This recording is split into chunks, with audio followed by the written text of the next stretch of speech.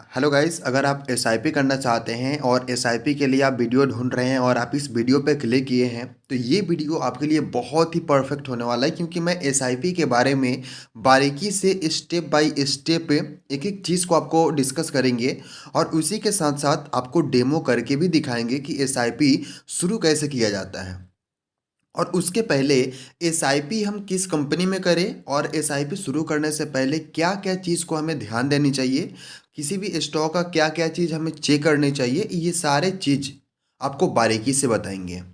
तो आइए सबसे पहले हम जान लेते हैं कि अगर आप एसआईपी करना चाहते हैं तो एसआईपी का पावर क्या है। आप एसआईपी से 15 से 20 साल 25 साल में क्या कर सकते हैं मात्र एक छोटा सा रकम इन्वेस्ट करके।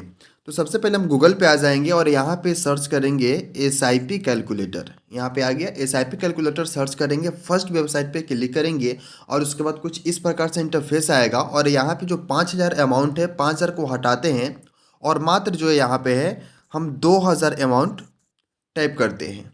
और ये 5 साल को बढ़ा के हम ज़्यादा नहीं, मात्र अगर 25 साल के लिए भी कर लेते हैं तो मेरा आने वाला समय में अगर मात्र 20% का भी रिटर्न हमें मिलता है तो कितना मेरा रिटर्निंग होगा ये आप नीचे स्क्रॉल करके देखेंगे।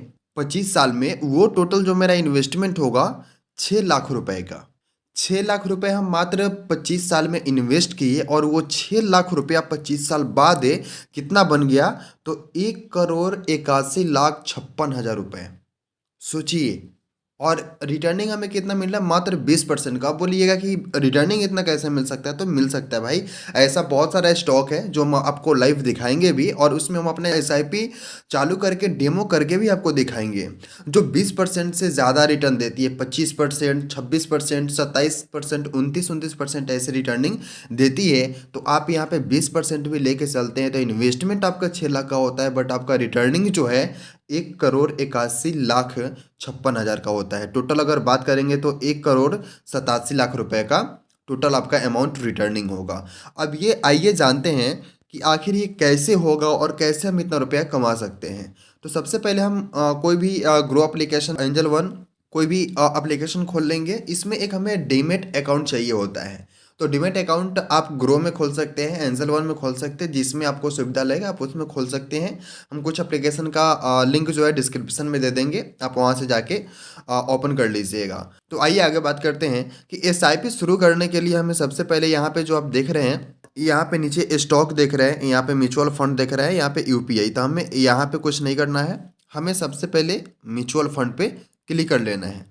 म्यूचुअल फंड पे जैसे क्लिक करेंगे तो कुछ इस प्रकार से इंटरफेस आएगा। यहाँ पे आपका दिखेगा कलेक्शन के लिए। तो कलेक्शन में हमें दिखेगा यहाँ पे हाई रिटर्न। इसमें अगर आप जाते हैं तो यहाँ पे आपको हाई रिटर्न मिलेगा। एसआईपी विथ 100 रुपीज़, आप 100 रुपये से भी एसआईपी को शुरू कर सकते हैं। दूसरा आता है और लार्ज कैप।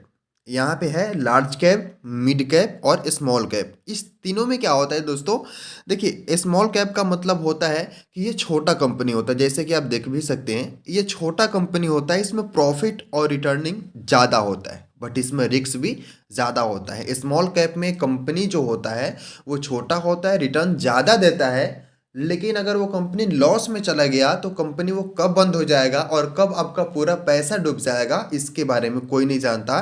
तो इसमें रिस्क ज़्यादा होता है। दूसरा आता है मिड कैप। मिड कैप का मतलब हुआ दोस्तों कि ये नहीं ज़्यादा बड़ा कंपनी होता है और नहीं ज़्यादा छोटा कंपनी होता है और इसका बंद होने का भी चांस बहुत कम होता है। तो आप चाहे तो मिड कैप में पैसा इन्वेस्ट कर सकते हैं अगर थोड़ा बहुत रिस्क लेना चाहते हैं तो।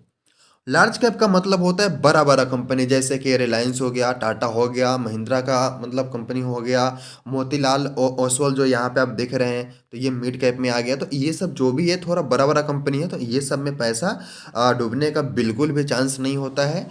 और ये सब में क्या है कि रिस्क भी बहुत इसमें कम होता है। तो आप चाहे तो ये तीनों में से जिसमें आप चाहते हैं, अगर रिस्क उठाना चाहते हैं तो स्मॉल कैप में कर सकते हैं, थोड़ा सा रिस्क उठाना चाहते हैं ना के बराबर तो आप मिड कैप में कर सकते हैं, और रिस्क आप नहीं लेना चाहते हैं तो लार्ज कैप में कर सकते हैं। लार्ज कैप में करेंगे तो थोड़ा आपको कम रिटर्न मिलेगा, इसमें करेंगे थोड़ा ज़्यादा मिलेगा, इसमें करेंगे तो सबसे ज़्यादा मिलेगा। अब हम आइए मिड कैप देख लेते हैं, क्योंकि मिड कैप थोड़ा अच्छा होता है, थोड़ा सा रिस्क लेके हम अच्छा पैसा इसमें से रिटर्न ले सकते हैं। तो यहाँ पे देख सकते हैं कि यहाँ पे आ रहा है मोतीलाल ओसवाल मिड कैप। फिर उसके बाद में HDFC mid cap, Nippon India growth fund. तो ये सब में हम सबसे पहले देख लेते हैं मोतीलाल ओसवाल मिड कैप को। तो यहाँ पे अगर 3 साल में देखेंगे तो 3 साल में जो है यहाँ पे 29% का ये ग्रोथ दिया हुआ है, 29% का ये ग्रोथ दिया है। अगर हम इसी को 5 साल में देखें तो 5 साल में भी 29% का यहाँ पे दिया हुआ है, देख सकते हैं। अब आइए आगे देखते हैं।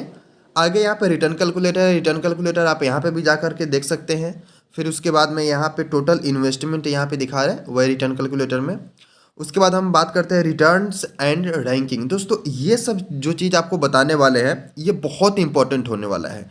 Return ranking, similar fund, expense and ratio, ये सबसे ज़्यादा इंपॉर्टेंट है। अगर ये आप नहीं समझे और ये नहीं देखे तो समझिए कि आप लॉस कर जाएंगे। किसी भी कंपनी में पैसा लगा देंगे, कंपनी आपका पैसा ले डूबेगा। तो इसलिए इस चीज़ को आप अच्छे से समझ लीजिएगा ताकि बाद में आपको पछताना ना पड़े। तो सबसे पहले हम बात करते हैं रिटर्न एंड रैंकिंग के बारे में। तो इसका जो 1 साल का फंड रिटर्न है वो 31% का है, फिर 3 साल में 29% का है, 5 साल में 29% का है, ऑल में अगर देखेंगे 24% का है। कैटेगरी एवरेज देख सकते हैं यहाँ पे 13%, 18%, 22%।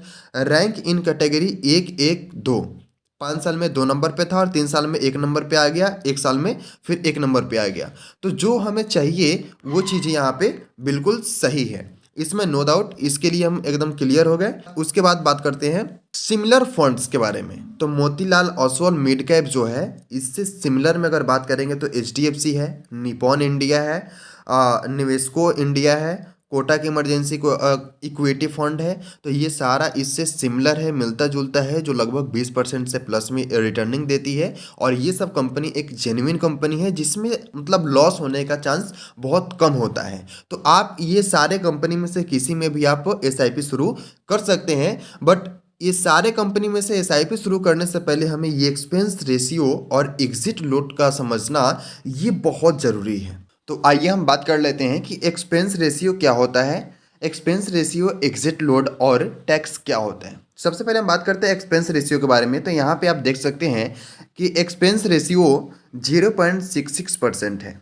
एक्सपेंस रेशियो का मतलब होता है कि जो पैसा आप इन्वेस्ट कर रहे हैं कंपनी, उसमें से जो परसेंट यहाँ पे दिया हुआ रहता है उतना पैसा उसमें से काट के और बाकी का पैसा आप जिस कंपनी में पैसा इन्वेस्ट करें उसमें इन्वेस्ट कर देती है। और हमें ये बात का ध्यान जरूर रखना चाहिए कि यहाँ पे जितना कम से कम परसेंट हो मेरे लिए उतना ही अच्छा है, क्योंकि ये पैसा कटता है, जो पैसा हम इन्वेस्ट करते हैं उसमें से वो पैसा कटता है। तो 1% से यहाँ पे अगर कम है तो ज़्यादा मेरे लिए बेहतर है। अगर उसके बाद हम फिर बात करते हैं एग्जिट लोड के बारे में। यहाँ पे जो देख रहे हैं आप एग्जिट लोड, यहाँ पे लिखा हुआ है exit load of 1% if redeem with in 1 year. यानी कि अगर आप 1 साल के पहले आप इस SIP को एग्जिट करते हैं, बाहर करते हैं, मतलब SIP को आप तोड़ देते हैं, तो आपको जो है जो भी अमाउंट रहेगा इकट्ठा रहेगा उस पर 1% रुपये का एग्जिट लोड लगेगा अगर आप 1 साल के पहले एग्जिट करते हैं SIP से।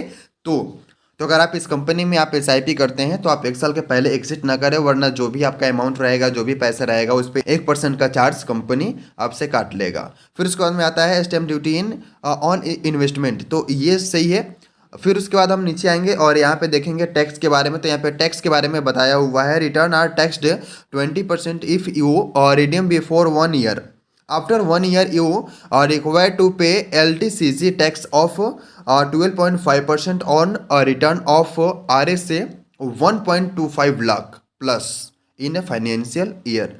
कहने का मतलब ये है कंपनी का, अगर आप 1 साल के पहले पैसा निकालते हैं तो 20% का आपको टैक्स देना होगा। वही 1 साल के बाद अगर आप निकालते हैं और 1.25 लाख प्लस अगर आपका फाइनेंशियल ईयर में हो जाता है तो आपको 12.5% का टैक्स देना पड़ेगा। उसके बाद में आते हैं, देख लेते हैं यहाँ पे फंड मैनेजमेंट के बारे में। तो फंड मैनेजमेंट का मतलब होता है कि इसमें कौन कौन से लोग हैं जो इस फंड को मैनेज करते हैं, और जो भी हम पैसा इसमें डालते हैं पैसे को बड़े बड़े कंपनी में इन्वेस्ट करते हैं और वहाँ से हम लोग को प्रॉफिट करके देते हैं। तो ये फंड मैनेजमेंट में आ जाता है। Fund house and investment objective के बारे में बात करें तो यहाँ पे रैंक वगैरह दिया हुआ है। अभी पूरे ऑल ओवर इंडिया में 19 नंबर रैंक पे मोतीलाल ओसवाल म्यूचुअल फंड है। टोटल एसेट्स अंडर मैनेजमेंट के अंदर में जो है 61,382 करोड़ टोटल इसका एसेट्स है। ये सब जो जेन्युइन चीज़ें हैं वो हम लोग को देखना चाहिए था। ये सब रहा कंपनी के बारे में डिटेल्स। अब हमें SIP शुरू कैसे करना है तो आप यहाँ पे देख सकते हैं यहाँ पे दिया हुआ है स्टार्ट एसआईपी। तो सिंपल सा हम एसआईपी पे क्लिक करेंगे। उसके बाद में कुछ इस प्रकार से इंटरफेस आएगा। अब यहाँ पे हम कितना से एसआईपी करना चाहते हैं। एग्जाम्पल अगर हम 2000 से एसआईपी करना चाहते हैं तो 2000 यहाँ पे टाइप कर दिए।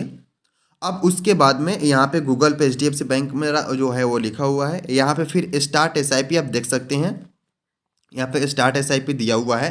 तो फिर हम इस पर क्लिक करेंगे स्टार्ट एसआईपी, और फिर उसके बाद में कुछ इस प्रकार से इंटरफेस आएगा। ओटीपी आएगा, यहाँ पे ओटीपी मांगेगा तो हम यहाँ पे ओटीपी डाल देंगे, ऑटोमेटिक वो हो गया। फिर उसके बाद में नेक्स्ट हो गया। अब आगे फिर इस प्रकार से इंटरफेस आएगा और बोलेगा यहाँ पे पैसा पे करने के लिए। चलिए हम पे कर दिए यहाँ पे। अब देखिए उसके बाद आपके सामने में यहाँ पे सक्सेस हो गया। अब हम यहाँ से बैक आ जाएंगे और बैक आने के बाद में यहाँ पे आप देख सकते हैं यहाँ पे डैशबोर्ड दिया हुआ है। हम डैशबोर्ड पे क्लिक करेंगे और डैशबोर्ड पे जैसे ही क्लिक करेंगे तो मेरा यहाँ पे शो कर दिया। देखिए यहाँ पे मोतीलाल ओसवाल मिड कैप और फंड डायरेक्ट, मतलब यहाँ पे 2000 हमने जो पैसे यहाँ पे इन्वेस्ट किया ये इन प्रोग्रेस में है। अब उसके बाद में हमें यहाँ पे क्या करना है, हमें इस चीज़ को ऑटो पे में सेलेक्ट कर देना है। तो सबसे पहले हम यहाँ पे डेट सेट कर लेते हैं कि डेट हम कितने तारीख को सेट करना चाहते हैं। तो यहाँ पे चेंज अमाउंट एंड डेट जो दिख रहा है, तो अमाउंट हम सेम रहने देंगे, लेकिन यहाँ पे हम डेट चेंज कर लेंगे। डेट हमारा जो होना चाहिए वो चलिए हम मान लेते हैं कि मेरा डेट 10 तारीख को कर लेते हैं। हमारा 10 तारीख को जो है मेरा पैसा कट जाएगा। तो यहाँ से हम अपडेट कर दिए और फिर यहाँ से सेव चेंज कर दिए। फिर उसके बाद में 2000 यहाँ पे कन्फर्म एवरी मंथ 10 तारीख को यहाँ पे। चलिए सब चीज़ ठीक है। फिर से एक ओटीपी आएगा और ओटीपी वो सबमिट करेंगे, मेरा डेट वो कन्फर्म हो जाएगा। चलिए वो कन्फर्म हो गया, फिर यहाँ से हम डन कर दिए। तो दोस्तों आप भी इस तरीके से एसआईपी स्टार्ट कर सकते हैं। एसआईपी स्टार्ट करना कोई बहुत बड़ा प्रोसेस नहीं है। प्रोसेस तो उस स्टॉक को चेक करना, बारीकी से समझना और स्टॉक का रिटर्निंग, ये सब चीज़ को चेक करना, इसमें प्रोसेस है।